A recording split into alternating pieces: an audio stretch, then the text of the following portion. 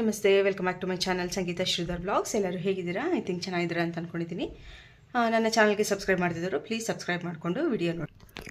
So ಇವತ್ತು ಬೆಳಗ್ಗೆ ಇದ್ದು ಎಲ್ಲ ಕೆಲಸ ಎಲ್ಲ ಮುಗಿಸ್ಕೊಂಡೆ. ಅದಾದಮೇಲೆ ದೇವ್ರ ಪೂಜೆ ಎಲ್ಲ ಮಾಡಿಬಿಟ್ಟು, ಕೆಲಸ ಅಂದರೆ ಏನು ಪೂರ್ತಿ ಜಾಸ್ತಿ ಕೆಲಸ ಎಲ್ಲ ಮಾಡಲ್ಲ, ನಾರ್ಮಲ್ ಇವಾಗ ಸ್ವಲ್ಪ ಶುರು ಮಾಡಿದ್ದೀನಿ ಅಂತ ಹೇಳ್ಬೋದು. ಸೊ ಪೂಜೆ ಎಲ್ಲ ಆದಮೇಲೆ ನಾನು ತಿಂಡಿಗೆ ಅಂತ ಅಂದ್ಬಿಟ್ಟು ಚಪಾತಿ, ಹಾಗಲಕಾಯಿ ಪಲ್ಯ ಮತ್ತು ಕಡಲೆಕಾಳು ಉಸ್ಲಿ ಮಾಡಿದ್ದೆ. ಯಾಕೆಂದರೆ ಪಾಪಗೂ ಸ್ನ್ಯಾಕ್ಸ್ಗೆ ಹಾಕಬೇಕು, ಆಮೇಲೆ ಮನೆಯವ್ರಿಗೂ ಇದೆಲ್ಲ ಬಾಕ್ಸ್ ಕಟ್ಟಬೇಕು. ಸೊ ಅದಕ್ಕೋಸ್ಕರ ಬೆಳಗ್ಗೆ ಇಷ್ಟು ಮಾಡಿಬಿಟ್ಟೆ ಅಂತ ಹೇಳ್ಬೋದು. ಅದಾದಮೇಲೆ ನಾನು ತಿಂಡಿ ತಿಂದ್ಕೊಂಡು ನಮ್ಮ ಚಿಕ್ಕ ಪಾಪು ಮಲಗಿದ್ದಾಗ ನಾನು ವಿಡಿಯೋ ಶುರು ಮಾಡಿದ್ದು.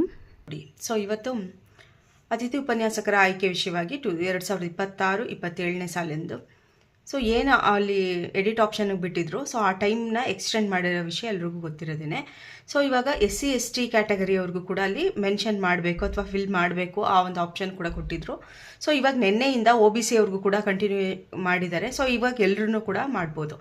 ಯಾಕೆಂತಂದರೆ ಅವಾಗವಾಗ ಅಲ್ಲಿ ನೋಟಿಫಿಕೇಷನ್ನ ನೋಡ್ಕೋತಾ ಇರಬೇಕು. ಆವಾಗ ನಾವು SC STಲಿ ABC ಅನ್ನೋ ಆಪ್ಷನ್ನ ಯಾವುದು ಅವ್ರಿಗೆ ಅಪ್ಲೈ ಆಗುತ್ತೆ, ಸೊ ಅದನ್ನು ಫಿಲ್ ಮಾಡಬೇಕು. ಆಮೇಲೆ OBCನಲ್ಲೂ ಅಷ್ಟೇ ಕ್ಯಾಟಗರಿ 1, 2A, 2B, ಸೊ ಆ ಥರ ಏನಿರುತ್ತೆ ಅಲ್ಲಿ ಆ ಆಪ್ಷನ್ನ ಫಿಲಪ್ ಮಾಡಬೇಕು. ಸೊ ಇದಕ್ಕೆ ಅವರು ಕಾಲಾವಕಾಶ ಕೊಟ್ಟಿರೋದು ನಾಳೆ ತನಕ ಕೊಟ್ಟಿದ್ದಾರೆ, ಅಂದರೆ ಬುಧವಾರ 22ನೇ ತಾರೀಕು ಈವ್ನಿಂಗು 5:30 ತನಕ ಕೊಟ್ಟಿದ್ದಾರೆ ಅಂತ ಹೇಳ್ಬೋದು.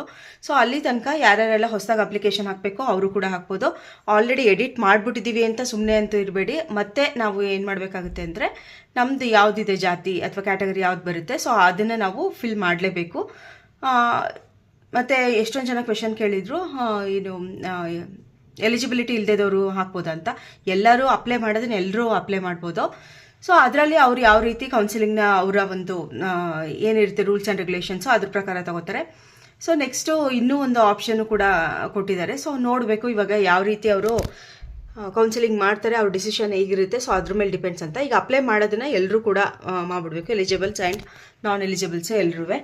ಸೊ ಇದೇ ವಿಷಯನ ಇವತ್ತು ಶೇರ್ ಮಾಡೋಣ ಅಂತ ಅಂದ್ಕೊಂಡು ನಾನು ಒಂದು ವಿಡಿಯೋ ಮಾಡಿದ್ದು. ಸೊ ನಾಳೆ 5:30 ತನಕ ಟೈಮ್ ಇದೆ ಅಂತ ಅಂದ್ಬಿಟ್ಟು ನೀವು 5:30 ಅಥವಾ ನಾಳೆ ತನಕನೂ ಇಟ್ಕೊಬಿಡಿ. ಸೊ ಏನಿದೆಯೋ ಅದನ್ನು ಎಡಿಟ್ ಮಾಡೋದನ್ನೆಲ್ಲ ನಾವು ಸ್ವಲ್ಪ ಬೇಗನೆ ಮಾಡಿಬಿಟ್ರೆ ಒಳ್ಳೆಯದು. ಯಾಕೆಂದರೆ ಲಾಸ್ಟಲ್ಲಿ ಸರ್ವರ್ ಪ್ರಾಬ್ಲಮ್ ಆಗೋ ಚಾನ್ಸಸ್ ಇರುತ್ತೆ ತುಂಬ. ಸೊ ಅದಕ್ಕೋಸ್ಕರನೇ ಅದನ್ನು ಇನ್ನೂ ಎಷ್ಟೊಂದು ಜನ ಪಾಪ ಗೊತ್ತಿರಲ್ಲ. ನೋಟಿಫಿಕೇಷನ್ ಎಲ್ಲನೂ ಗ್ರೂಪಲ್ಲಿರೋರಿಗೆ ಸ್ವಲ್ಪ ಗೊತ್ತಿರುತ್ತೆ, ಇಲ್ಲಾಂದರೆ ಸ್ವಲ್ಪ ಅವ್ರಿಗೆ ಎಷ್ಟೊಂದು ಜನ ಗೊತ್ತಿರಲ್ಲ. ಸೊ ನಿಮ್ಮ ಫ್ರೆಂಡ್ಸ್ ಯಾರಿದ್ದಾರೆ ಸೊ ಅವ್ರಿಗೆಲ್ಲರೂ ಕೂಡ ಶೇರ್ ಮಾಡಿ, ಸೊ ಅವರೆಲ್ಲರೂ ಕೂಡ ಅಪ್ಲೈ ಮಾಡ್ಕೊಳ್ಳಿ ಅಂತ ಅಂದ್ಬಿಟ್ಟು.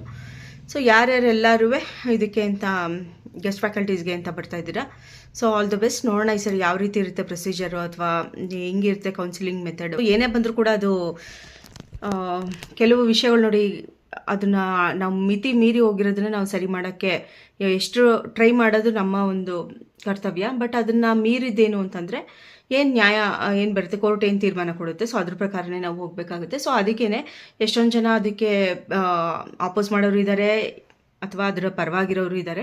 ಸೊ ಅದನ್ನೆಲ್ಲ ಒಂದು ಕಡೆ ನಡೀತಾ ಇರಲಿ. ಆದರೆ ಇವಾಗ ಅವ್ರು ಏನು ಟೈಮ್ ಲಿಮಿಟ್ ಕೊಟ್ಟಿದ್ದಾರೆ ಅಷ್ಟರೊಳಗಡೆ ನಾವು ಅದನ್ನು ಅಪ್ಲೈ ಮಾಡ್ಕೋಬೇಕಾಗಿರೋದು ನಮ್ಮ ಜವಾಬ್ದಾರಿ ಆಗಿರುತ್ತೆ. ಅದಾದಮೇಲೆ ನೆಕ್ಸ್ಟ್ ಏನು ಬರುತ್ತೆ ಅದನ್ನು ಆಮೇಲೆ ಫೇಸ್ ಮಾಡ್ಬೋದಲ್ವಾ. ಸೊ ಅದಕ್ಕೇ ಇವಾಗ ನಾಳೆ ತನಕ ವೆಯ್ಟ್ ಮಾಡಿಬಿಡಿ, ಬೇಗನೆ ಅಪ್ಲೈ ಮಾಡ್ಕೊಬಿಡಿ. 22ನೇ ತಾರೀಕು ಸಾಯಂಕಾಲ 5:30 ಲಾಸ್ಟ್ ಡೇಟ್ ಅವ್ರು ಕೊಟ್ಟಿರೋದು ಟೈಮಿಂಗ್ಸು. ಸೊ ಅದಕ್ಕೋಸ್ಕರನೇ ಬೇಗ ಅಪ್ಲೈ ಮಾಡಿ ಅಂತ ಹೇಳ್ಬೋದು.